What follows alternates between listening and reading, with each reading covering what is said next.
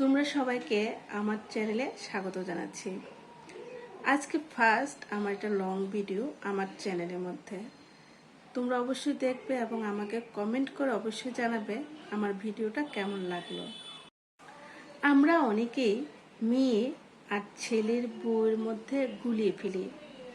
মেয়ে আর ছেলের বউ সমান। আসলে কি সত্যি মেয়ে আর ছেলের বউ কি সমান? তোমরা বলো। আমাকে যদি জিজ্ঞাসা করো মেয়ে আর ছেলের বউ আসলে কি সমান, আমি বলবো না, মেয়ে আর ছেলের বউ সমান না। কারণ মেয়ে যে ঘরে জন্ম হয় তাকে বড় হলে আরেকটা ঘরে বিয়ে দেওয়া হয়, ওই ঘরে চলে যায়। আর ছেলের বউ বিয়ে হয়ে একটা নতুন বাড়িতে আসে।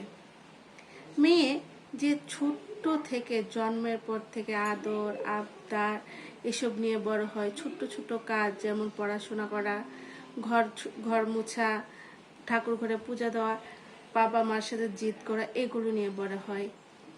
যখন সে বড় হয়ে যায়, যখন তাকে বিয়ে দেয়, সেও একটা সংসারে গিয়ে সেই সংসারটা সামলায়। ঠিক তেমনই একটা ছেলের বউ, সে কিন্তু ছোট্ট বয়সে বিয়ে হয়ে আসে না, তাই সে পরিণত বয়সী বিয়ে হয়ে আসে। সে বয়সে বিয়ে হয়ে যদি সে ঘর মোছা, খেলাধুলা, এইসব কাজ করে, শ্বশুর শাশুড়ির সাথে আবদার জেদ এই জিনিসগুলো করে, আমার মনে হয় এগুলো সুন্দর লাগে না।